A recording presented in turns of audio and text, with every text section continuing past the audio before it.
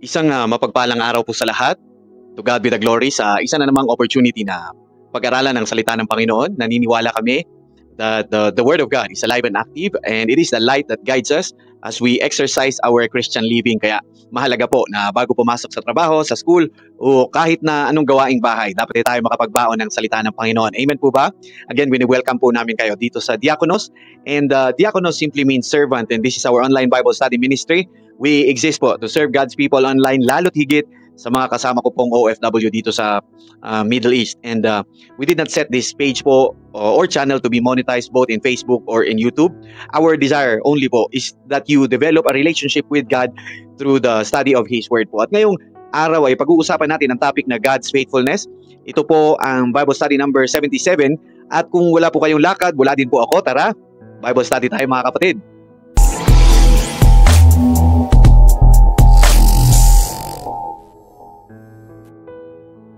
Mga kapatid, ang verse po natin today is found in 1 Corinthians chapter 1 verse 9. It says, God is faithful by whom you were called into the fellowship of His Son, Jesus Christ our Lord.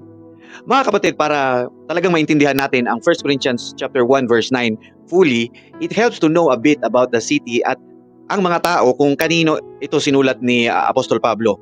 Ang Corinth po was a thriving cosmopolitan city in the first century.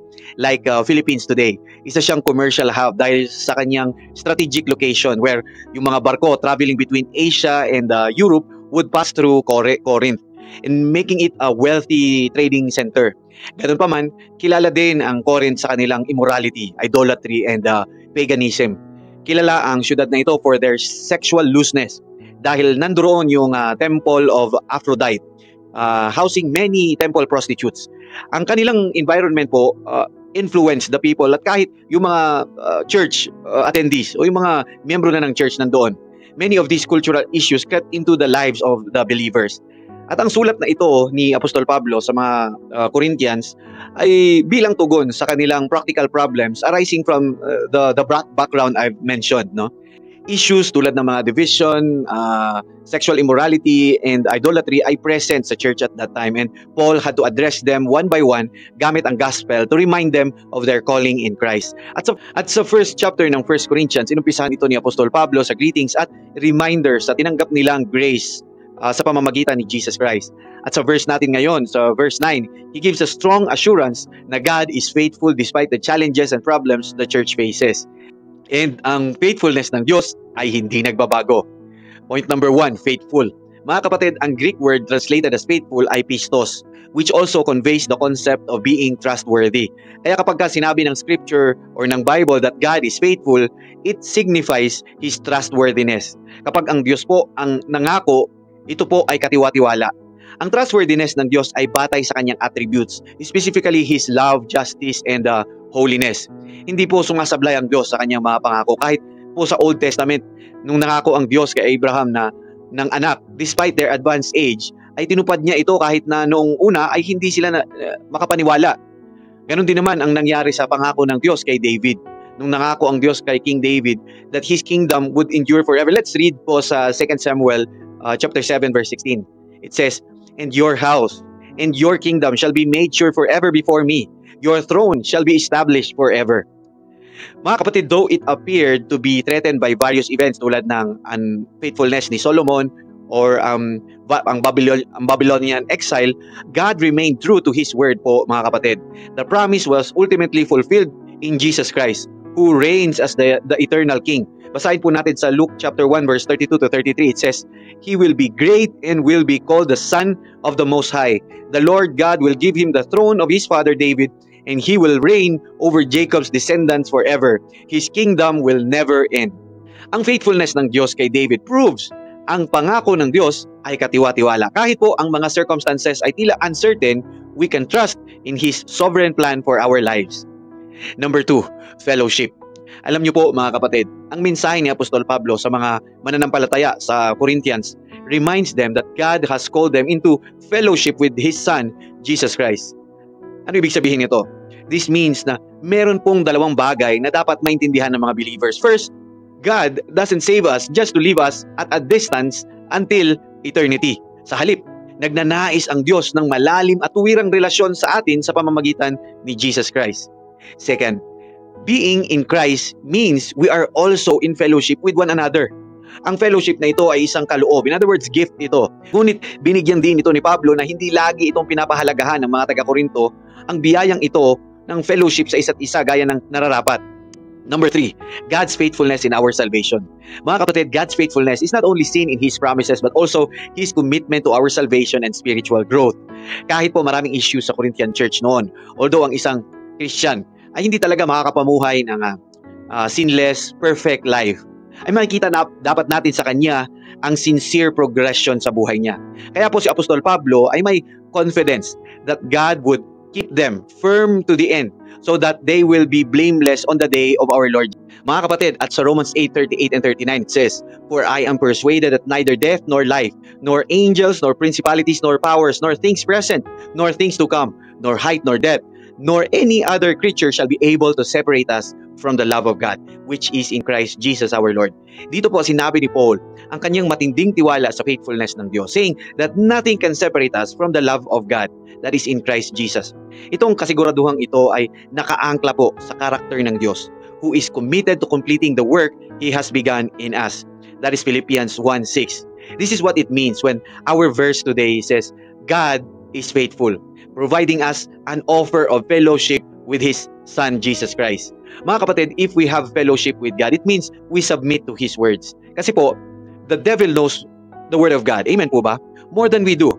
The only thing he cannot and will not do is to submit to God's authority. Kaya gusto niyang mandamay. But by the help of the Holy Spirit, we can submit to the word of God. Amen po ba? Resist the devil with God's word, mga kapatid, and the devil will flee. Mga kapatid, if we are honest, the only thing that stops us to have fellowship with God are the temptations of the world. Alam niyo po ang sabi ng Bible, for everything in the world, the lust of the flesh, the lust of the eyes, and the pride of life comes not from the Father, but from the world. That is why, mga kapatid, marami sa atin can go about our day without a single concern about our soul. Ang lagi nating sinasatisfy, ang lagi nating hinahabol ay ang tawag, ang gusto ng laman. But surprise, wala itong satisfaction. What profit is a man if he gains the whole world and loses his own soul? Death came from disobedience natin, mga kapatid. And one day, we will reap what we sow. And we will face the consequences of our action. And in that day, wala na pong apila. Sa paghukom, magkakaroon po ng pagsusulit kung ano ang ginawa natin dito. But even then, sabi ng Romans chapter 5 verse 8, ngunit pinatunayan ng Diyos ang kanyang pag-ibig sa atin nang mamatay si Kristo para sa atin noong tayo'y makasalanan pa. Amazing grace talaga. Mga kapatid, God has provided an escape from our sinful nature. We cannot live a perfect and holy life. And so Jesus did it for us. We are supposed to be condemned, humiliated, and die a painful death. But Jesus bore it all for us. And He did it all while we were still sinners. Purihin po ang Panginoon. Mga kapatid, the Bible says, for God so loved the world that He gave His only begotten Son, that whosoever believes in Him shall not perish but have everlasting life. Mga kapatid, why don't you respond to God's call with your life right now? If you are willing, why don't you lift up your voice to God? Cry it out before God, mga kapatid. Mga kapatid, anuman ang pinagdadaanan mo, anuman ang paningin ng iba sa'yo, anuman ang paningin mo sa sarili mo. Kapatid, humble yourself before God. Acknowledge before God, Lord, I am a sinner. I don't know how to pray, but Lord, I invite you into my life. Lord, iligtas mo po ako sa mga kasalanan ko. Rescue me from my fleshly desires that separates me from you. From this day onwards, I declare you are now my Lord and my Savior. And I believe God raised Jesus from the dead to prove that your words are true. Kapatid, if you have made that prayer, you are now a believer secured in Jesus' promises. And kapatid, I encourage you to find yourself a Bible-believing church. Kapatid, magpa-disciple ka. Grow in the knowledge of our God. Talikuran mo na ang mga dati mong masasamang pamumuhay. Mga kapatid, tunay ngang ang Diyos ay tapat sa kanyang mga pangako. Hindi siya nagkukulang at lagi siyang nandyan para gabayan tayo sa ating paglalakbay bilang mga mananampalataya. Sa pamamagitan ni Jesucristo, tayo ay tinawag para magkaroon ng fellowship sa Kanya. Hindi lamang bilang mga tagasunod, kundi bilang mga kaibigan at anak ng Diyos. Kaya't sa araw na ito, mga kapatid, naway magpatuloy tayo sa pananampalataya, tiwala at pagsunod sa Kanya. Sapagkat ang Kanyang katapatan ay kailanmay hindi magbabago. Mga kapatid, anuman ang ating mga pinagdadaanan, makakaasa tayo sa pag-ibig at kaligtasan na inihahandog ng Diyos sa atin sa pamamagitan ni Jesus.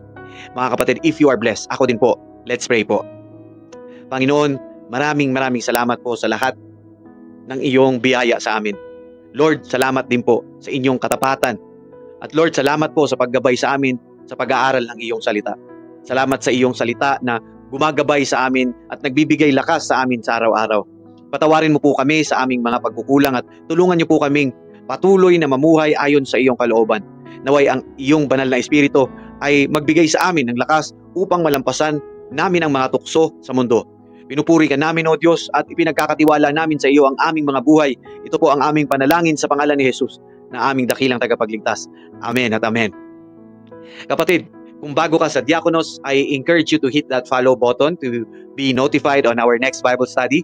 And if you feel that this Bible study might be helpful sa iba, please consider sharing this Bible study po. Purihin po ang Panginoon. I hope to see you in the next Bible study, God willing. The Lord bless you and keep you. The Lord make His face shine upon you and be gracious to you. The Lord lift up His countenance upon you and give you peace. Hanggang sa muli po nating pagsasama-sama, manatili tayong matatag sa pananampalataya at magpatuloy tayo sa ating paglilingkod sa Panginoon. To God be the glory po, mga kapatid. God bless you po.